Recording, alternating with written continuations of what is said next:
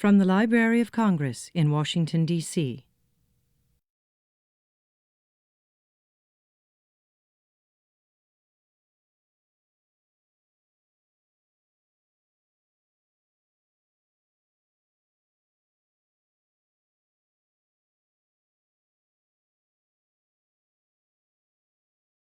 Good afternoon. Hi, I'm Barbara Tenenbaum. I'm the specialist in Mexican culture here in the Hispanic Division. And I can't even begin to tell you what a pleasure it is to introduce Professor William H. Beezley, otherwise known as Bill, Bees, all sorts of other nicknames which we can't repeat. He's, I think it's fair to say that he's kind of a legend in his own time. And certainly at this point, he is the preeminent historian of Mexico, still teaching at the moment, right? And the dean of Mexican historians, as was his mentor, who I'll mention in a second. So it's really, it's wonderful to have him here. Professor Beezley got his BA degree. Well, he started at Chico State in California and then migrated to the University of Nebraska. And there he had a very significant meeting with Michael C. Meyer, who at that time was the guy who did modern Mexican political history, particularly the political history of the Revolution. And Professor Beezley was his first PhD. And that's significant because his first book was about Abraham Gonzalez, political insurgent governor, and so you would have thought that he would have followed in the political history tradition, but even though he got his PhD from Meyer at the University of Nebraska, he didn't go the route. I think it's because you get to know Mexico and you get fascinated by its culture. And so, wouldn't you say that? Yeah. So he got fascinated by Mexican culture like the rest of us. And so he's become a cultural historian. And he's got 29 hits in the catalog, but that's a little misleading because, for example, one of his books, Gran Pueblo, A History of Modern Mexico, or Greater Mexico, excuse me, has gone through 3 editions. So as you know, our catalog gives you three hits on that alone. And he's got collaborative volumes with quite a few historians of Mexico. And many of his volumes include essays. In fact, I even have an essay in one of them. So, and it's a good essay. I like that one. Thank you. His human tradition in Latin America, the colonial and then the 19th century and the 20th century, done with Judith Ewell, was used in so many classrooms throughout the United States that I am convinced that he kept scholarly resources in business, he and Judy, single-handedly for many, many years, right? So now he's taught at a number of universities. He started off at SUNY Plattsburgh, and then he went to North Carolina State at Raleigh, which is where he was when I met him for the first time, but we're not going to discuss when that was.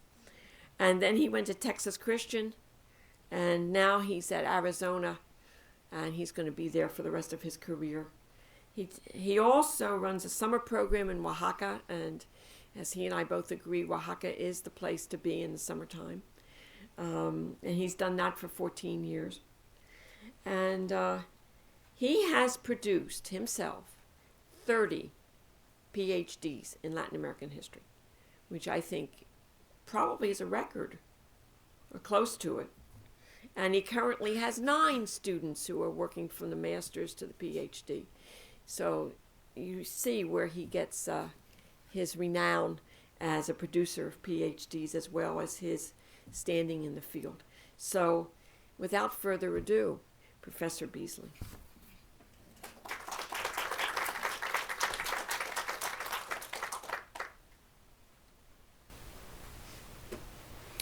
Thank you very much, Tasha. Thank you, Georgette, for the invitation to be here at the Library of Congress today. And thank you all for coming. My interest in cultural history can be explained this way. There are many, many excellent books on misery, poverty, hunger, and the things that go wrong in life in Mexico.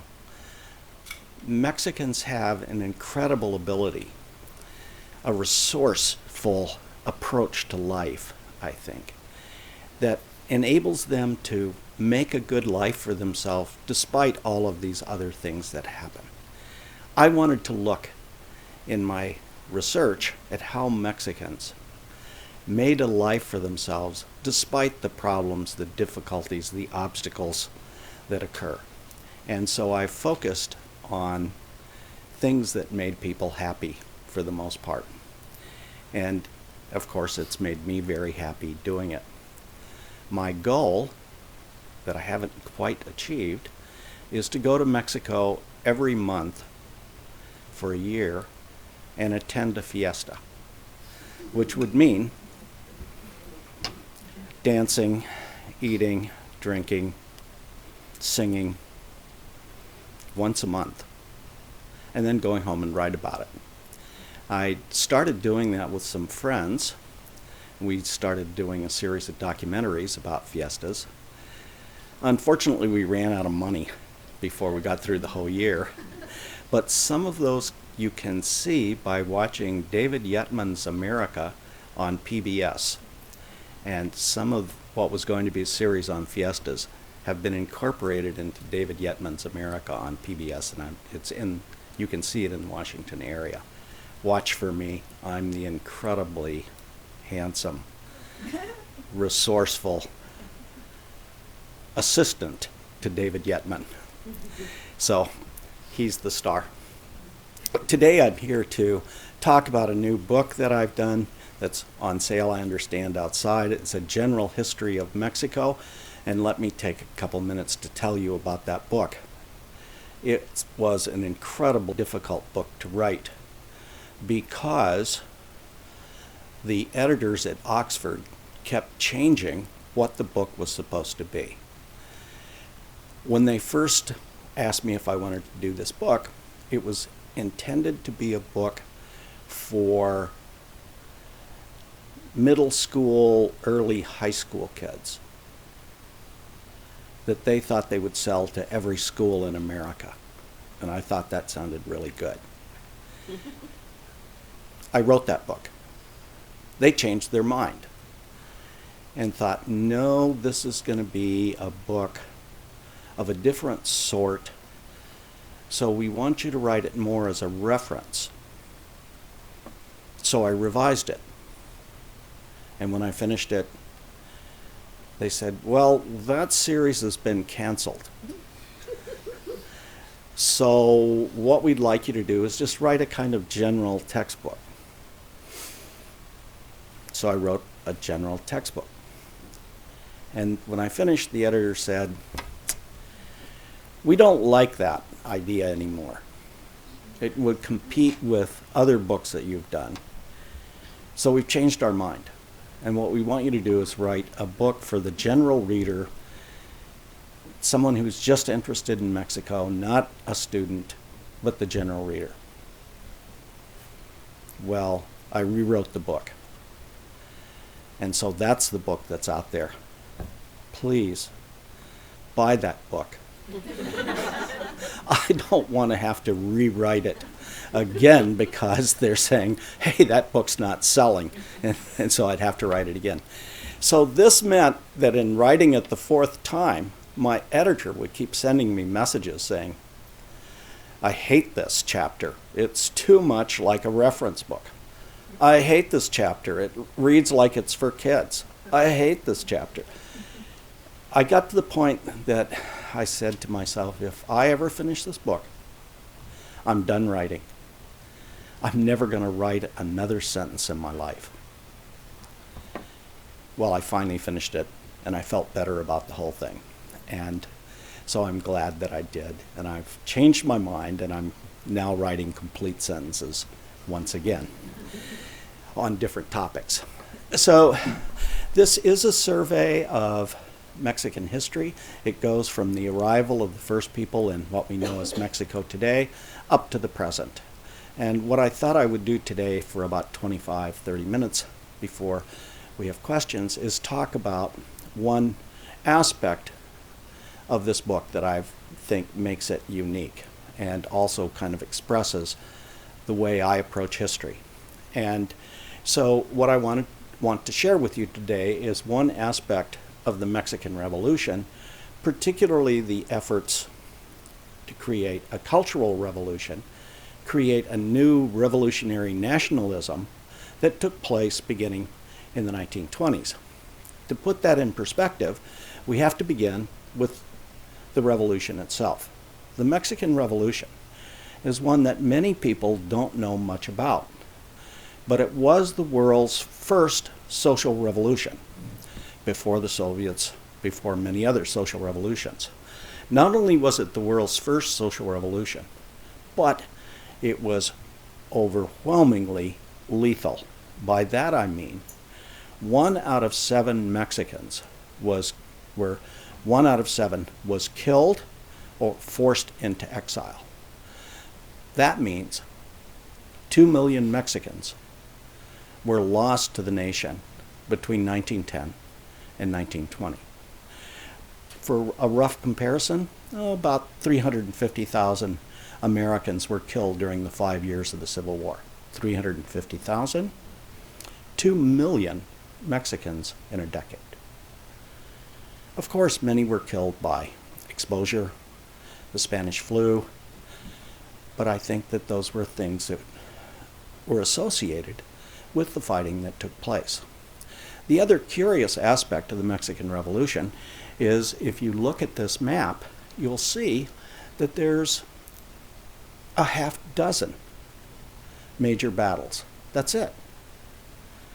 Most of the fighting took place in small battles across the country with few participants, but with great ferocity, with many people being killed.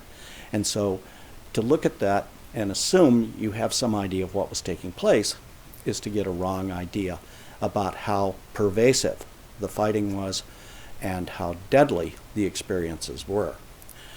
Generally, the leading Mexican revolutionaries would allow the enlisted men, the fighting men, to change sides. But they hanged the officers, or shot them to death.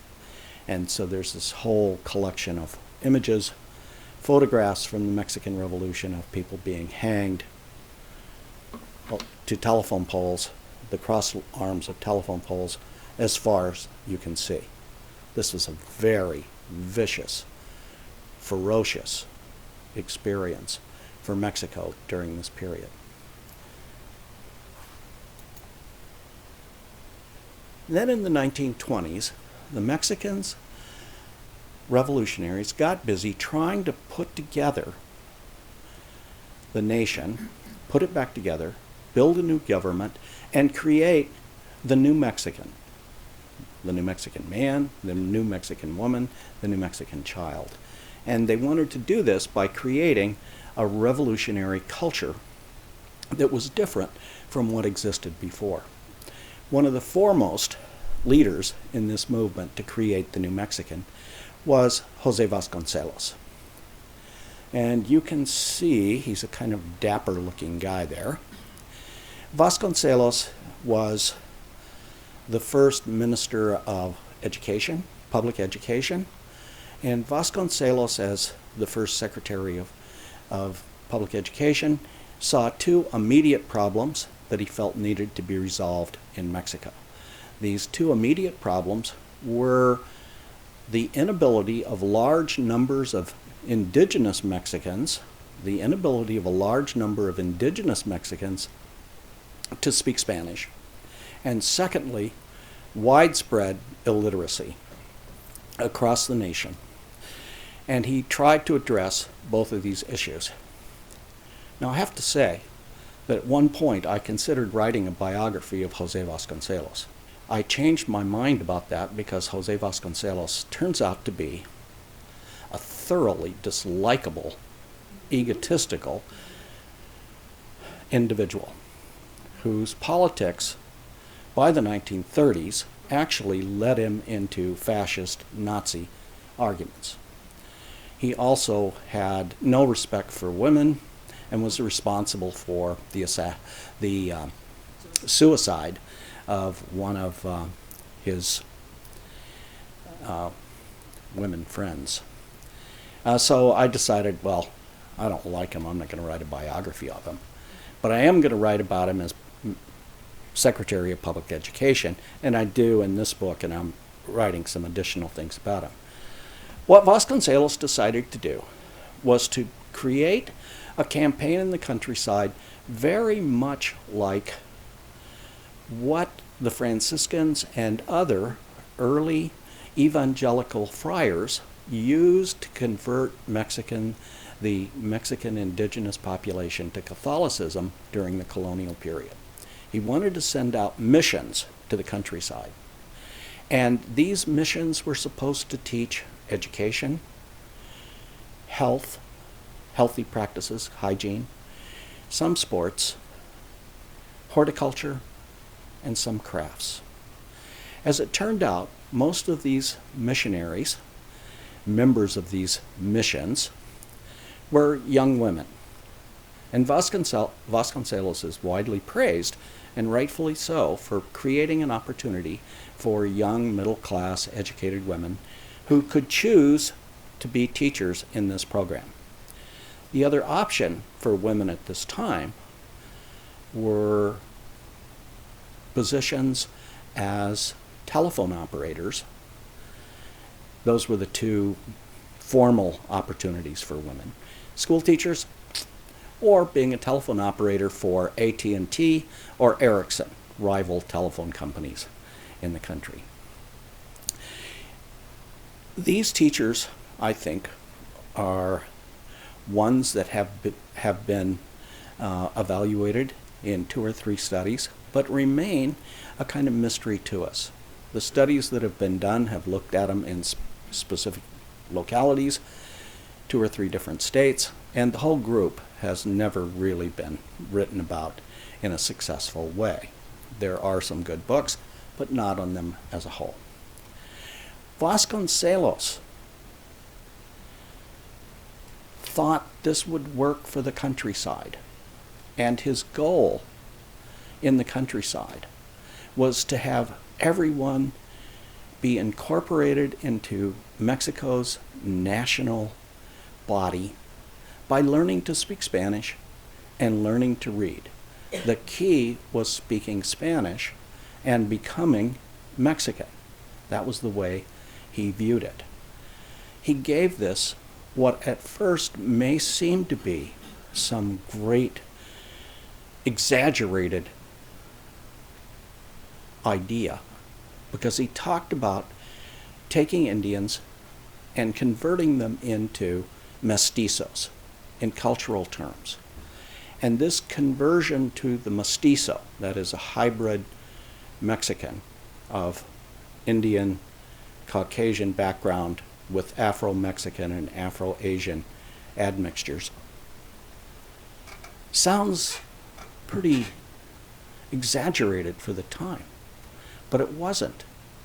Because Vasconcelos, in talking about this new mestizo, the new revolutionary Mexican, was talking about them in terms of the cosmic race. This is what he called the cosmic race, the future of Latin America. The reason it's not high-blown, exaggerated, is because that has to be put in perspective of what was going on in Europe at the same time. And that is, in Europe, the discussion of racial purity, of racial homogeneity as a key to nationalism, as a definition of nations like Germany, especially, and other fascist states. Latin America, to demonstrate it was made up of genuine nations, had to develop an explanation of its population that would incorporate the race mixture that had taken place there. And Vasconcelos did that and made it a strength. That's why it's not overblown for him to call it the cosmic race. But the Vasconcelos plan then was for rural Mexicans, essentially Indians, to be subsumed into this mestizo population. And what would be left of the indigenous communities would be their culture. Vasconcelos wanted to preserve their culture in various ways, and I'll explain that in a minute. Now, this plan of Vasconcelos to educate the countryside, teach Spanish, and turn them into mestizos was not the only view among the revolutionaries. A contrary view, a different view, was represented by Mexico's leading anthropologists.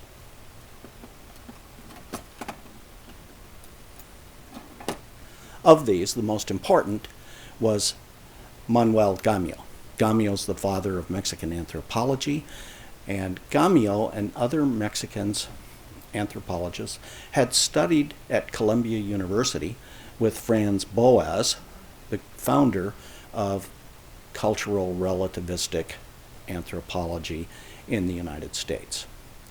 Gamio and those who thought like he did wanted to restore the vitality to rural Mexico by restoring the vitality to indigenous villages and preserve the diversity of the Mexican countryside by preserving Indian languages, by teaching hygiene, better agricultural techniques, but keeping the indigenous Mexican indigenous. So these were the two views. It's interesting that Vasconcelos and Gamio both looked outward to see what was happening in Guatemala, Colombia, Ecuador, and Peru, to see the indigenous programs that were being tried there, to measure what was going on. This competition between both sides continued well into the 1940s and 1950s. Now, let's go back to Vasconcelos' cultural programs. Vasconcelos wanted to preserve a record of the indigenous community that he believed would disappear.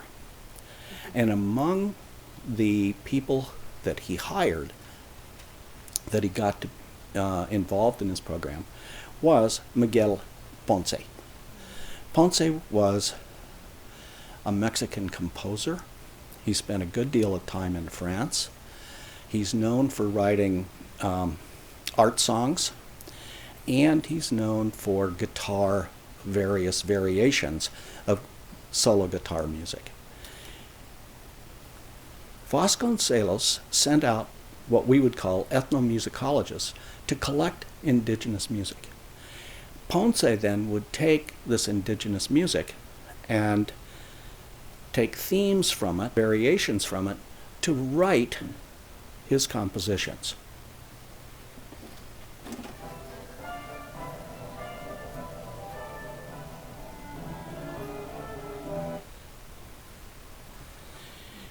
That was 30 seconds of Ponce, and I hope you could hear some of the themes in there.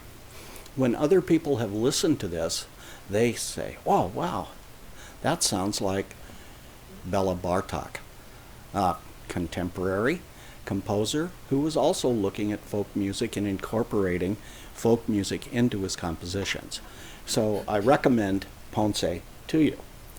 Besides Ponce, there were other Mexican composers and performers who were taking this same preserved or collected music and using it in compositions or transcriptions of indigenous music. One of them was Ignacio Fernandez Esperon, who performed on the radio and for RCA, RCA Victor, RCA, to produce records.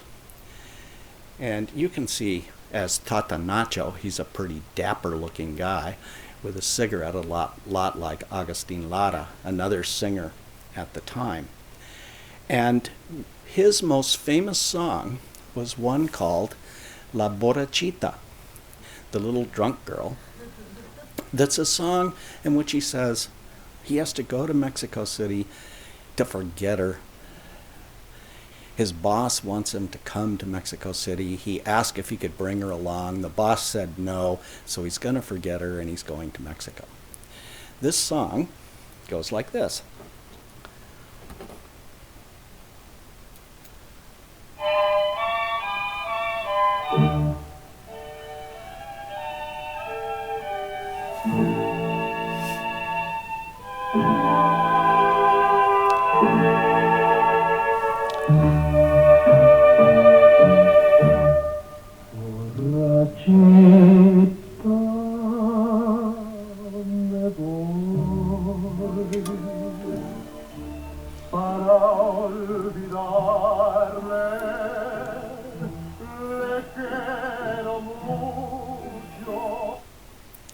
It has to stop there because, as you could see, Tasha was starting to tear up.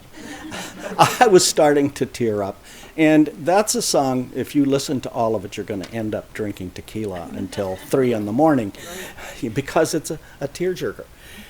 This song, imagine this song was so popular that Plutarco Elias Calles, in 1924, as part of his presidential campaign, used that as his campaign song. And in the interest of transparency, because we're in Washington, I have to be totally transparent, that was not Tata Nacho singing. That was actually Pedro Infante, the Pedro Infante version. And, you know, of course, you would have a breakdown listening to Pedro Infante. Every president after Calles used a popular song in their campaign. And one, just as an example that you might know, Miguel Alemán, who was elected in 1946, used as his song, because he was from Veracruz, La Bamba, a song that was incredibly popular in the U.S. in the 1960s. There are probably 50 versions of La Bamba. Okay. Another, that's all the music we're going to, oh, shoot. Well,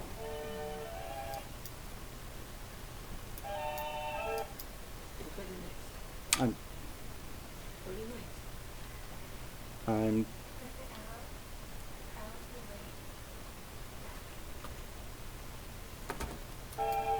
oh, there we are. Okay. Now there was one other, and we're not going to hear any more music, but there was another form of this, and this is Jose Pablo Moncayo, famous composer, and he wrote in the Huapango style. The Huapango comes from the coastal area of Veracruz. It's a particular kind of music, involves harp and other interesting instrumentation. Also based on the kind of music that was collected from indigenous groups in the area. And you can see he's a very serious looking composer. He was also very popular. So that was one way Vasconcelos thought he was going to preserve the indigenous communities, was through the music, and preserve the music and have it incorporated into both popular and classical styles of music that would be part of Mexico's national music. There were others who had different views of how to preserve rural Mexico, and one of these was Adolfo Benitez. Benitez is a very curious individual, and his contribution to helping create this revolutionary culture was two ways. Benitez and a group of intellectuals around him were very interested in documentaries. And Mexico's first documentary was done with the involvement of Bess Magard of Mexico's pilgrimage to Chalma, to the Black Christ of Chalma. And this documentary then was edited by Gamio. Very interesting. Bess Magard then got so involved with documentaries that he reached out to filmmakers, and he became the connection to Hollywood, bringing Hollywood filmmakers to Mexico in the 20s and 30s, sending Mexicans to Hollywood to perform in in Hollywood movies. So he's a very interesting figure, and Mexico's documentary history has yet to be written, but there are wonderful documentaries then beginning 1922 onward. Vasconcelos also thought that one way to preserve a record of the indigenous Mexico that would disappear would be with photographers. So we hired 6 photographers, 4 Mexicans, 1 German, and 1 North American photographer, and sent them out to record rural Mexico. Of these photographers, the least known, but I think the most important, was Luis Marquez. There should be an accent on the first A, on the A. Luis Marquez. Marquez went out, started taking photographs, and like the other 5, quickly found that when they went to rural communities, the men usually weren't around. The men were in the fields or were doing something. So basically, they took photographs of Mexican women doing their daily work, their daily activities. And Marquez fell in love with these indigenous women. He fell in love with their costumes. And he started buying traje, that is the complete costume, from women. At the end of his career, he had around 2,000 costumes, all documented, and those are now in a museum in Mexico. So if you're interested in clothing, weaving, anything like that, there's a history from the 20s waiting to be written. Marquez made wonderful photographs, and in the 30s, he left the Ministry of Public Education, opened his own business, and began making postcards. He was very successful as making postcards. Those sold well, and he became independently wealthy. There's a website about Marquez done by a woman in San Antonio, Susan Frost, and if you're interested in his work, go to that website and look at his postcards. You'll be stunned at how beautiful they are.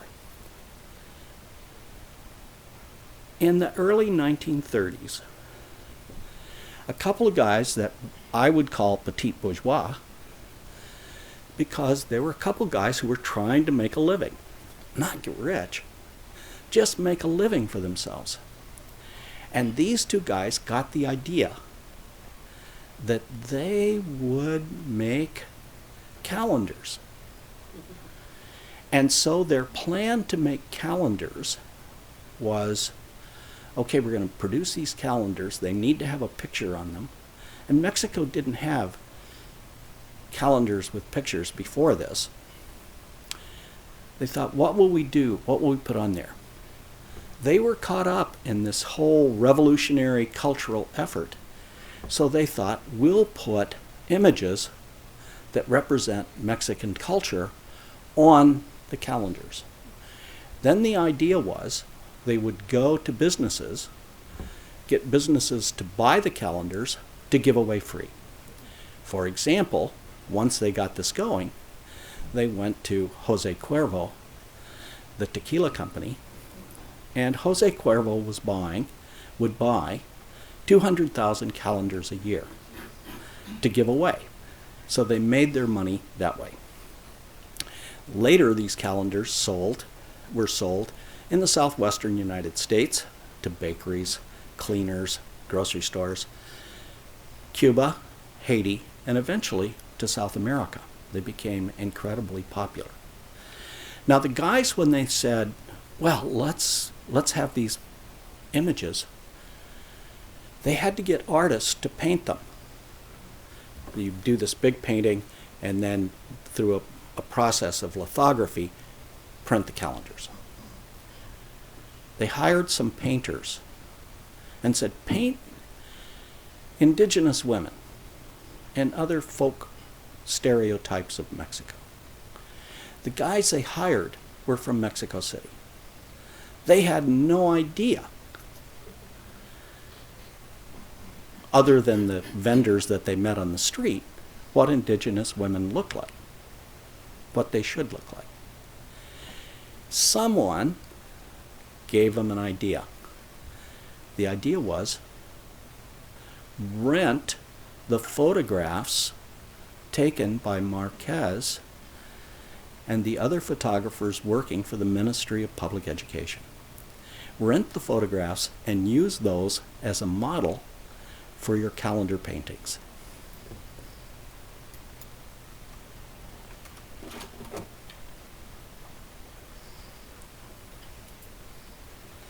And so here's an example of what happened.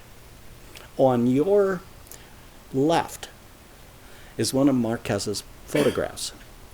Photograph of a Tehuana, a woman from the Isthmus of Tehuantepec. On your right is the calendar image. And the producers of these calendars wanted authenticity. So if the photograph was not clear enough,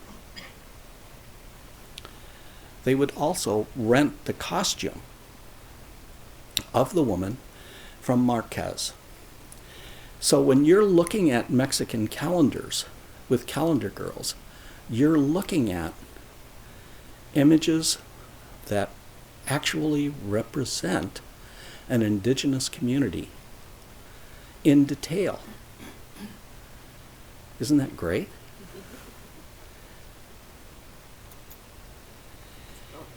Now, of course, as part of the stereotypical folklore, there was the legend of Mexico's volcanoes. This is not based on a photograph. This, people could look out at the time and look at the volcanoes, and they knew the legend of the sleeping Nahua princess and the Aztec warrior. But this is more typical.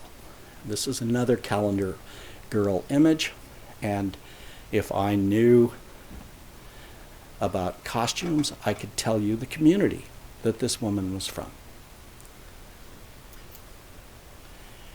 Sorry, this picture is really blurred, but this will give you an idea. Now, what this meant was that Vasconcelos wanted to create a revolutionary culture for Mexico. And without really knowing what was going on, he did in a way he never expected. Because we know across Mexico, often the only decoration that a family would have in their house would be a cross and a calendar that they got free with one of these images representing rural traditional Mexico. Besides the story of these calendar girls, we have to talk briefly about Mexico's extremely popular music, and that's mariachis. It's widely assumed that mariachis have been wandering around Mexico since the time of the Aztecs. That's not true. Mariachi music is developed in the late 19th century in the North and West. As it happens, the successful revolutionaries were from the North and West. These were young guys who came to Mexico City, and they liked mariachi music. So they had mariachis come to Mexico City to perform at various fiestas, inaugurations, major presidential balls. Central Mexicans were not that excited about mariachi music. They liked pongo, son, danzón, other kinds of music. So, in the best example, the famous mariachi Vargas that claims the world's most popular mariachi band were in Mexico City, played for the president, and failed. They were headed home. Someone told the president, who happened to be Cardenas at the time, and Cardenas called the Mexico City chief of police and said, "Chief, I want you to hire the Vargas family as the official police band." Of course, the chief of police did, and the Vargas family survived as the official police band for about another decade when mariachi music took off and became incredibly popular. Again, it's not a major government program, but accidentally, the revolutionaries were creating the culture that we recognize today. Now, I want to mention one more example from music.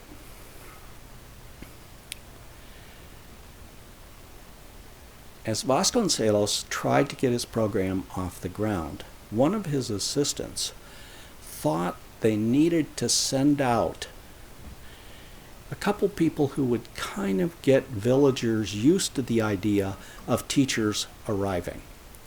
So they sent out sort of preliminary groups who would come for a couple, 3 weeks.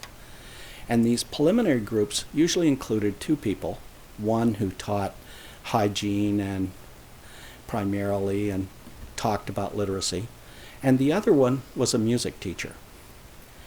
The music teacher would teach the kids to sing during the day and teach the adults to sing in the evenings.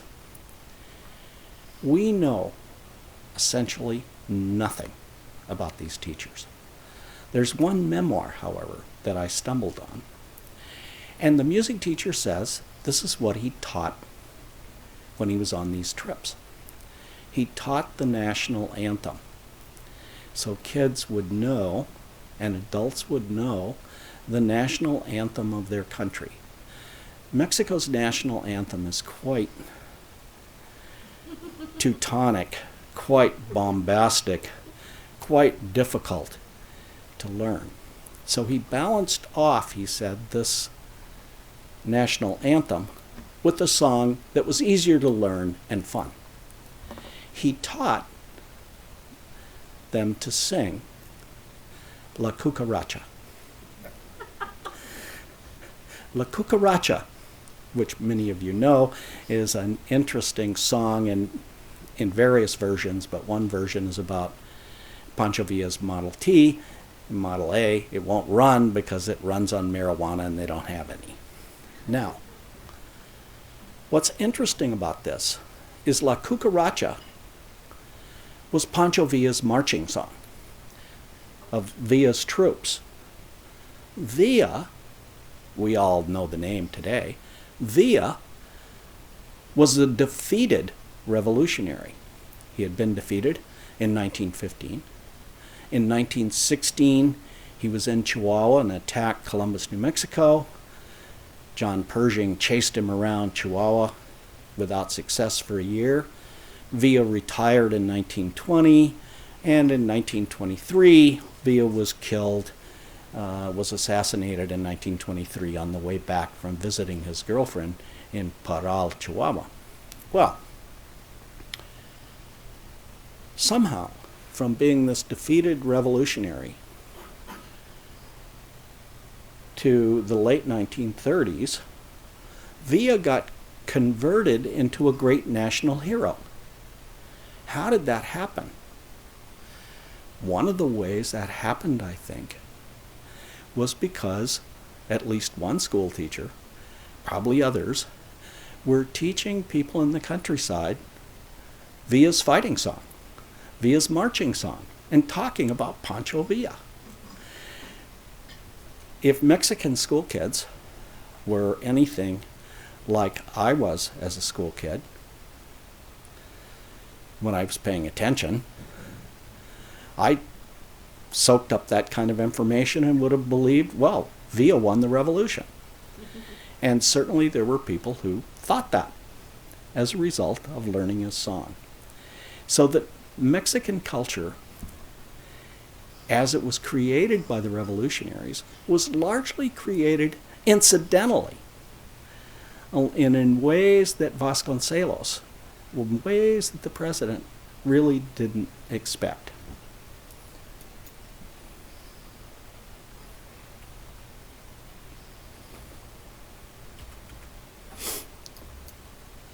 That's the next to last picture. Here's the last, and I want to end this by saying, I hope I captured your interest about calendar girls, about popular music, about mariachis, and I hope if you want to read more, you can read in the book that's outside. And if you particularly want to read more about Mexican calendar girls, let me recommend the book by Angela Villalba called Mexican Calendar Girls, and she goes into great depth about who the photographers were, who the calendar makers were, and other people. It's a wonderful book, and I recommend it to you. So I'm going to stop here, and I'll be glad to answer any questions about revolutionary culture or about Mexico in general. I'll try and answer. Okay?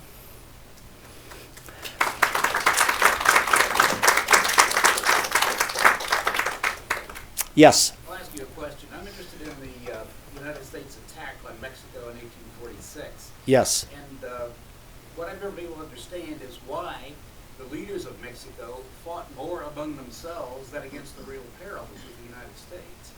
Santa Anna is the figure we know most. Herrera was in charge at the time of the beginning of the attack, and then Arista and Barritas were trying to topple him, and all at the same time, the United States was marching and sailing on it. Did you cover that in your book? Yes, I did cover that. And, they're fighting among themselves. The Mexicans were fighting among themselves over the best way to respond to the U.S. threat and also to the threat of nomadic Indian groups in the north, particularly Comanche. So the argument is, how do you do that best? Do you do it focused on a national campaign, or do you organize it at the state level? Can states in the north, for example, respond more quickly and more effectively to military intrusions, whether they're Indian or North American? So that was the fight between them, is how they should respond. And of course, we can talk about why this argument taking place at the top. On the ground, Mexico's problem was the quality of the military hardware that they had. Basically, Mexico was armed with Napoleonic-era weapons. So, barrel, you pour the powder in and do that.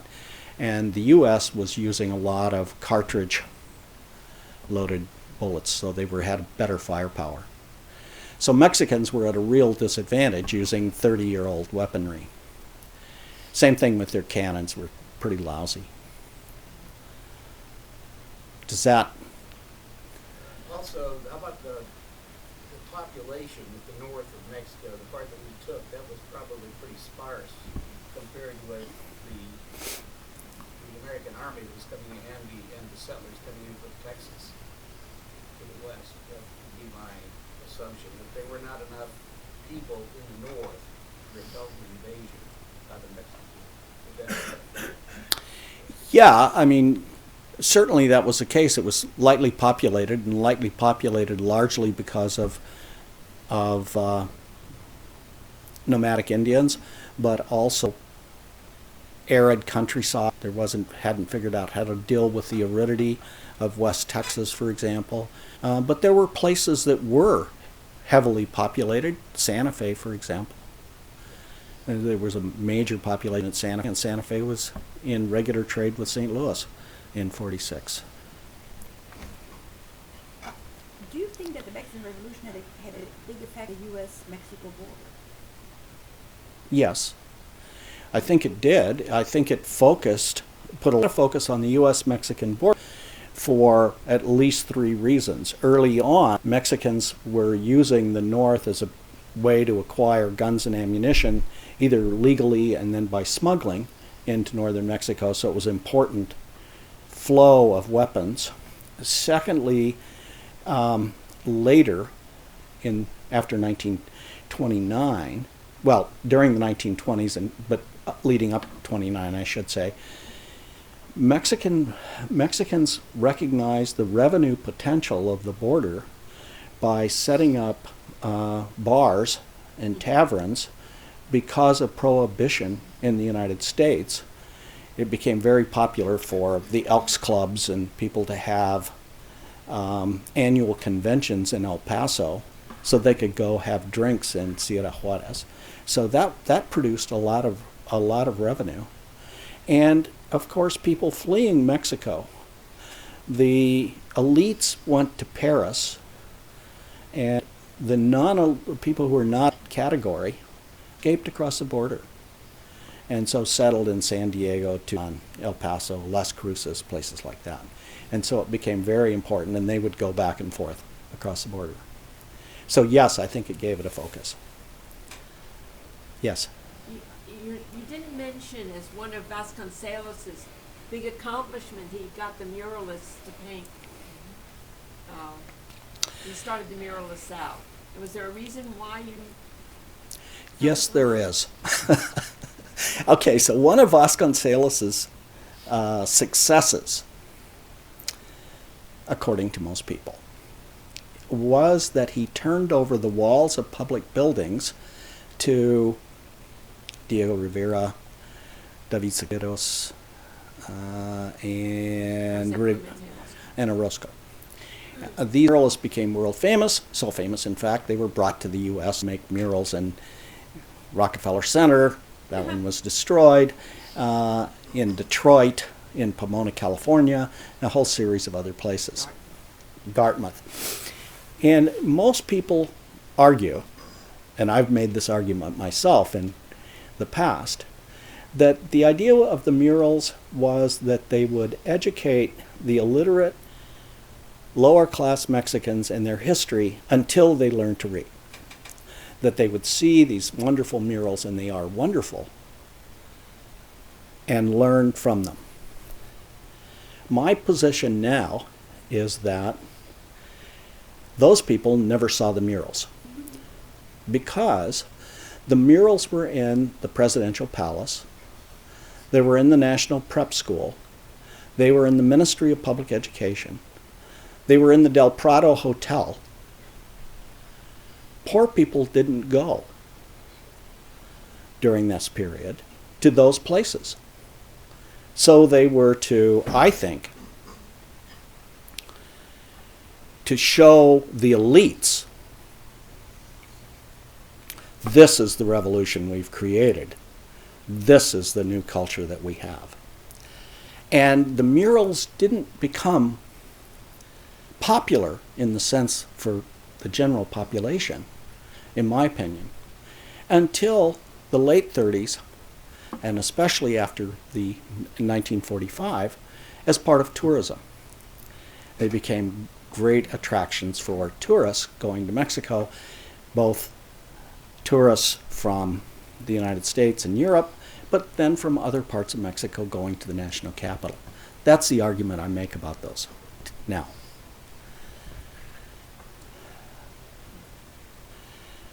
Yes. Another question. Okay. Did you have a guess what happened to Ambrose Bierce after Hunter death? Oh, see, that's like pouring salt in a guy's wounds. Yes, death. I don't think there's any question about that. But okay, so I looked at all the material on Ambrose Bierce and Villa and all of that, and wrote about it in my dissertation and got a PhD and went on to become an academic. Carlos Fuentes looked at the same material, wrote a book called Old Gringo that was a huge success here in the United States in English, became a movie with Gregory Peck, Jane Fonda, and that's why I say it's like pouring salt in my wounds. So I guess that's the definition of genius, that Fuentes could look at that material and create Old Gringo. I could look at that material and write a PhD dissertation. Oh, man. With no movie, no Jane Fonda, no Gregory Peck. Yeah, I think Villa shot him, had him shot. Villa didn't shoot many people himself.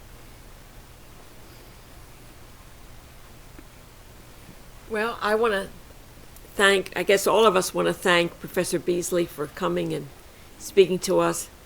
And I want to thank all of you for coming and to this momentous occasion. And Professor Beezley will be outside, and he will sign books for you, should you buy them, which we hope you will. You can tell me what name to use if you want me to sign it Carlos Fuentes. I can't do that. Thank you. Thank you for being here. This has been a presentation of the Library of Congress. Visit us at loc.gov.